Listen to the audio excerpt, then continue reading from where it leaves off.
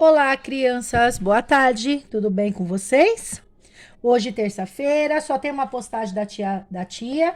A postagem de hoje é de geografia, tá?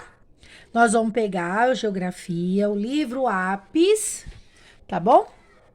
E no livro Apis nós vamos abrir a página 32. Aqui, ó, na página 32. A página 32 só é leitura. Nós vamos ler, ver algumas coisas aqui que a gente estava vendo, né? Que tem pessoas que vivem no campo, tem pessoas que vivem na cidade.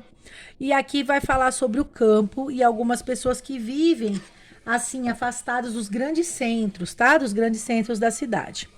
Hoje é dia 17 de agosto de 2021. Então, aula de geografia, nós vamos pegar na página 32, tá bom? No campo, de modo geral, as pessoas têm um modo de vida mais ligado à terra e à natureza. É o caso da maioria dos povos indígenas e das comunidades tradicionais do Brasil. Essa ligação com a terra e a natureza pode ser observada nas manifestações religiosas e culturais desses povos, que apresentam uma característica particular: a transmissão oral de conhecimento de pais para filho. Ontem nós vimos isso em português também, né? Que sobre o conto, né? Conto popular, então conto popular é que passa de pai para filho, e aqui no livro de geografia também está falando a mesma coisa, né? Que eles têm essa tradição, né, de passar as histórias de pai para filho, tá? Leia os textos e observe as fotografias a seguir. O primeiro texto está aqui sobre os quilombolas. Quilombolas são comunidades remanescentes de quilombos. Os quilombos eram formados de escravos, tá? Aqui vai explicar direitinho, ó. As comunidades quilombolas são formadas por descendentes de africanos que foram trazidos à força para o Brasil e que resistiram à escravidão. Então, eles eram escravos, né? Eles saíram da terra, eles foram tirado da terra deles à força, trazido para o Brasil para trabalhar aqui nas lavouras, né? Tudo. E o que acontece? Muitos não aceitavam, claro, ninguém quer aceitar ser escravo, né? Então eles fugiam e montavam comunidades. Essas comunidades que foram formadas por descendentes africanos foram chamadas de quilombolas, tá bom? Essas comunidades praticam a agricultura de subsistência, ou seja, as pessoas produzem alimentos para o próprio consumo. Então, nessas comunidades, eles têm as hortas deles, eles fazem as plantações deles para eles mesmos consumirem. Nessas comunidades são tradicionais as festas que misturam influências negras e portuguesas, como a congada e o jongo, né? Porque, claro, eles vinham aqui, eles se relacionavam com os portugueses também, tudo bem? Então, aqui, ó, tem uma casinha, né? A gente tá vendo que é de pau a pique, ainda que é de sapê, né? E é uma foto de uma comunidade quilombola, tá? Ó, comunidade quilombola Calunga, em Cavalcante, no estado de Goiás. Essa foto foi tirada em 2017. Então, aqui não mostrou muita plantação, não. Só dá para ver aqui no fundo que tem umas bananeiras, né? Mas, então, eles fazem isso, tá? Aí, depois dos quilombolas, vão vir os seringueiros. Os seringueiros vivem da extração do lácteos das seringueiras.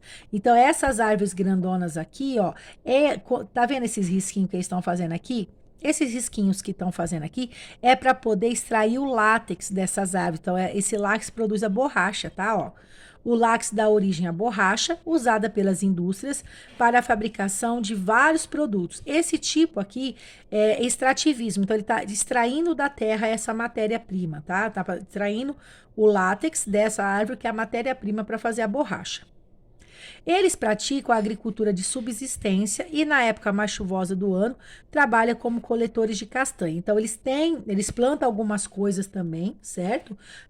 Então, olha aqui, tem as casinhas deles, eles moram perto onde tem essas seringueiras, né? Eles moram nos seringais.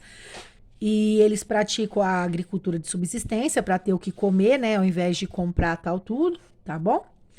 E na época chuvosa, que fica difícil de plantar, eles colhem as castanhas.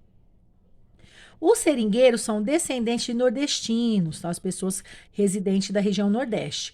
Por isso, muitos apreciam o forró ritmo comum do Nordeste. Então, aqui nesses trechinhos, além de eles estarem falando sobre o tipo de moradia e como eles vivem, está falando também um pouco da cultura deles, né? Aqui em cima do quilombolas falou da congag e do jongo, e aqui embaixo já falou do forró, né? Que é uma coisa que eles gostam. Aí depois aqui tem outro tipo, né, de comunidade, que são os caiçaras, né? Olha aqui o mar, ó, tá vendo? Os caiçaras descendem principalmente de indígenas e portugueses. Eles vivem no litoral brasileiro e seu modo de vida consiste em cultivar alimentos como a mandioca, pescar, fazer artesanato e extrair recursos de origem vegetal, né? Então, assim, eles também faz coleta na própria natureza de certos alimentos. Alguns eles plantam, né? E eles vivem da pesca. Então, os caiçaras são as pessoas que vivem, né, perto do mar, tá bom? Algumas comunidades caiçaras também vivem de ecoturismo. Então, é aquele turismo voltado para a ecologia, né? Você vai viajar e vai conhecer algumas coisas da própria natureza, tá? E da produção de espécie em risco, como a palmeira jussara, da qual se obtém o palmito. Você sabe que o palmito é tirado do tronco da árvore, né? As festas caiçaras resgatam a influência de seus povos de origem, como o fandango e a folia do divino, de influência portuguesa, por exemplo. Aqui, ó, aqui tá mostrando o quê? Não mostrou a casa deles, mas mostrou que eles moram perto, né, do mar, né, os caiçaras em Paraty, ó, no estado do Rio de Janeiro, em 2016. Então, eles vivem, né, tem as coisas que eles gostam também de fazer, né? Então, ele colocou aqui a folia do divino e como eles vivem. Eles podem viver do ecoturismo. Aqui tá explicando o que é ecoturismo, ó. Turismo que respeita e preserva o ambiente, feito em áreas de vida selvagem ou de beleza natural. Então, você vai visitar algo que não vai ter assim um bar, alguma coisa. Você vai ver a natureza mesmo, tá? Quebradeiras de coco babaçu. As quebradeiras de coco são mulheres que vivem da coleta do coco babaçu. Essa atividade tradicional é passada de mãe para filha. Enquanto trabalham, as mulheres cantam. Seus cantos de trabalho falam da vida, da valorização da mulher, da luta em defesa de seu modo de vida e de seu trabalho. As quebradeiras de coco também produzem azeite e plantam alguns produtos agrícolas para consumo.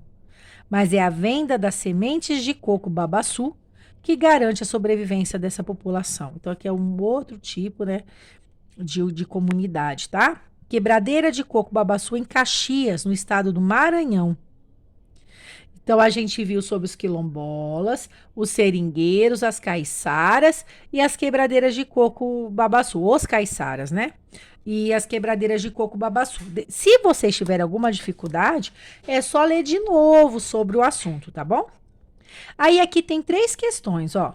Quais são as semelhanças entre o modo de vida das comunidades apresentadas?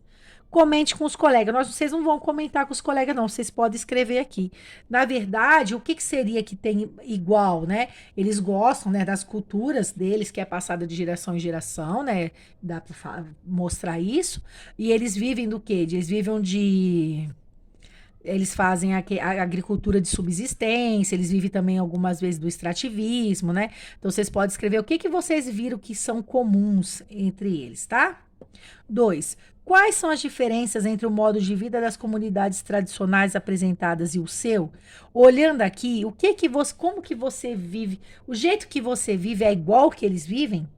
O que você pode falar sobre? Por que a natureza é tão importante para essas comunidades? Então, essas comunidades aqui, elas preservam bem a natureza. Por que será? Não deve ser porque elas tiram o sustento delas, elas tiram o sustento dela da natureza? Então, vocês podem escrever aqui o que vocês acham, tá bom? Então, para a aula de geografia de hoje é isso. A gente leu a página 32 e 33. As atividades estão só na página 33. Então, quando vocês forem mandar foto, pode mandar só a foto da página 33, tá bom? Um beijo, fique com Deus e até mais.